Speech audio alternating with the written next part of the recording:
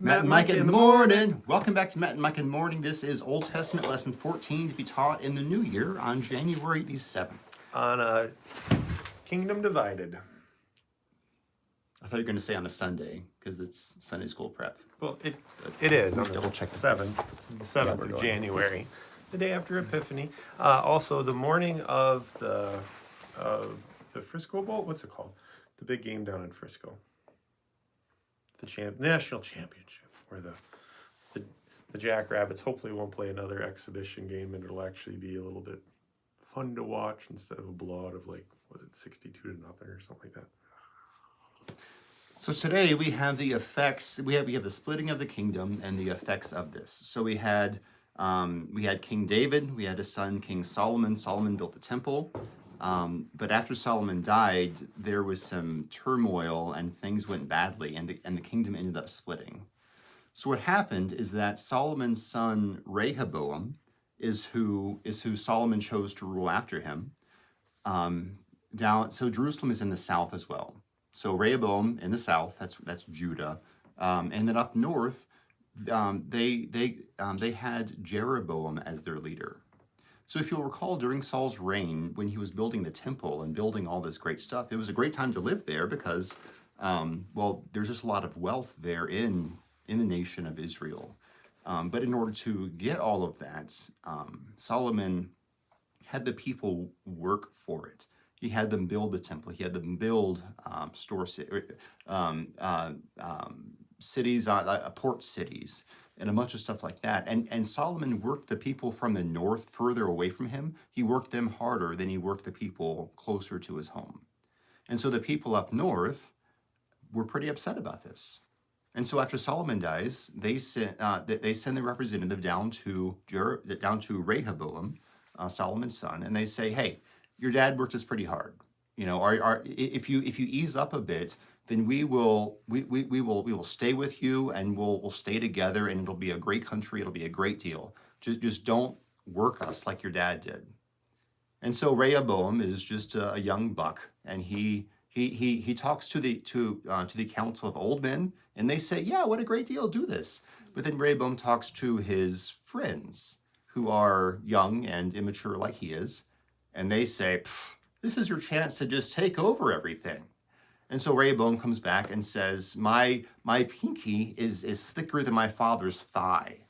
My father enslaved you with whips, but I will enslave you with scorpions.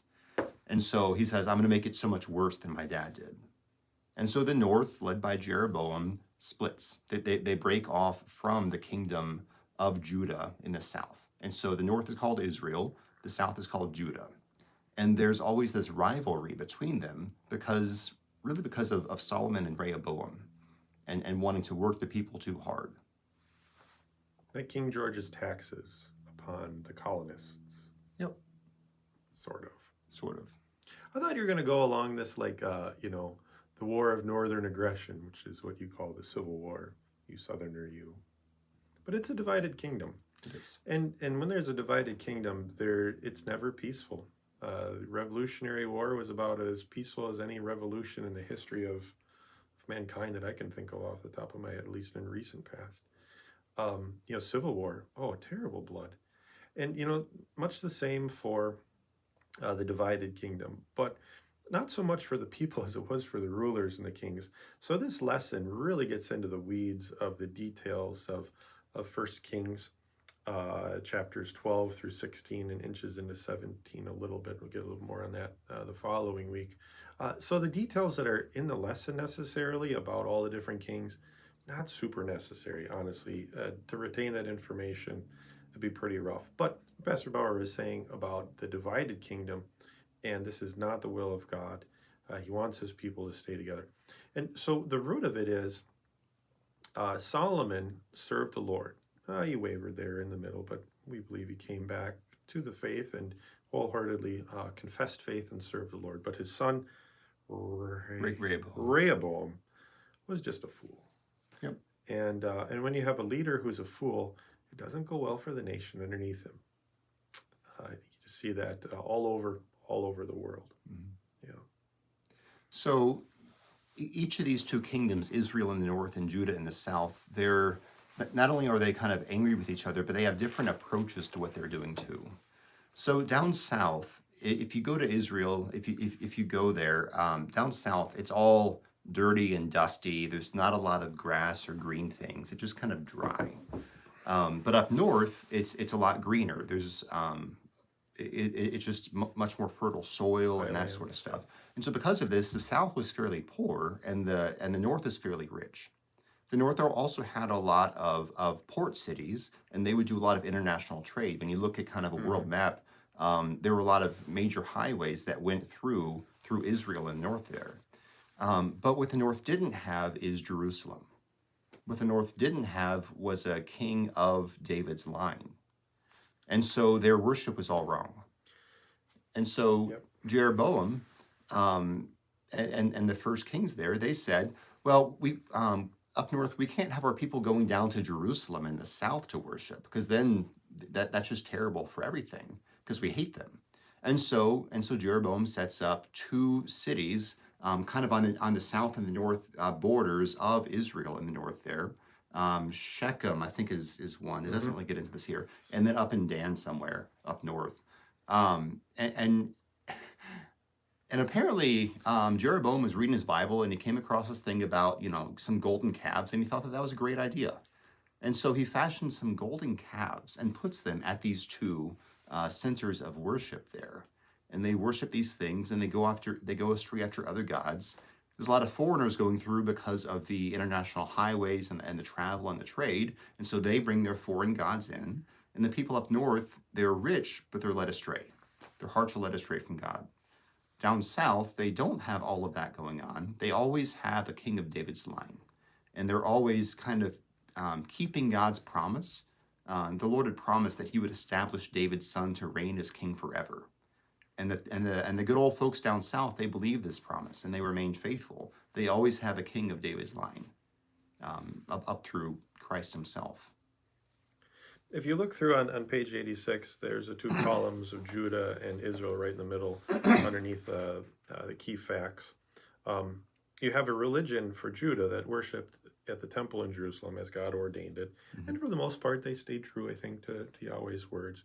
But the northern kingdom absolutely did not. They were tripping over themselves, and the next God to worship, and the next nation to make a treaty with, and the next pretty wives to join themselves in union with of these other nations, and who serve their other gods, and then their hearts are led astray. And it's just the end of that is just death, death, death. It's no good. Mm-hmm. So I think the application for our kids, and for us here, is to look at this example of the hard history of the nation of Israel and how it was divided with Judah there, and say it's always better to remain with the Lord, always. But our hearts are continually going to be tugged by temptation to want to be like our neighbors, to want to be cool and maybe wealthy and have all the other influences that the nations have around us that our unchristian or other Christian friends have. But our hearts are led astray so quickly when we turn to other gods. We go back to the Catechism. What is a god? What is an idol? That which you put your fear, love, and trust in. So it's what you spend time with, what you trust in, what your heart desires, and that which you truly love. So getting back to I think the heart of this lesson is asking ourselves, who's our God? In whom do we put our trust? Do we put our trust in the accolades, the praise, the popularity, being like everybody else in the world around us, fitting in? Or do we put our trust in the one who fits us into his image and engraves us in the palms of his hands? And that's our Savior. And Jesus is pretty exclusive. He says, I'm the way, the truth, and the life. No one comes to the Father but by me. Deny yourself, pick up your cross, and follow me. Matthew 5, blessed are you when others persecute you on account of me, for great is your reward in heaven. And that's just the place we want to be as ourselves, and passing that comfort and that counterculturalness, because that's what it is to be Christian, onto our kids. That's what I got. All right. We'll see you next time on Matt and Mike in the Morning.